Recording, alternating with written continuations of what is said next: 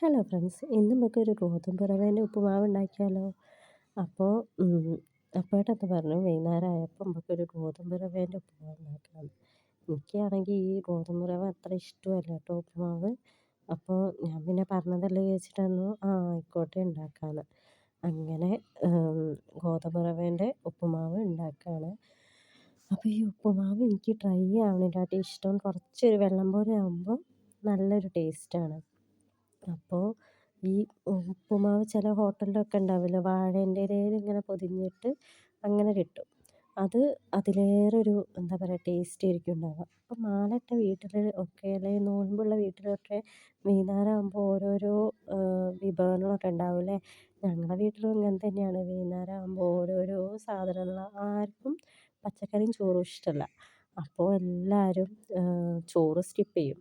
അതിനെക്കാട്ടി നല്ലത് നമുക്കിപ്പോൾ ഇങ്ങനെ എന്തെങ്കിലുമൊക്കെ ഉണ്ടാക്കിയിട്ടുണ്ടെങ്കിൽ എല്ലാവരും കഴിച്ചോളും. അപ്പോൾ താങ്ക് യു ഫോർ വാച്ചിങ്.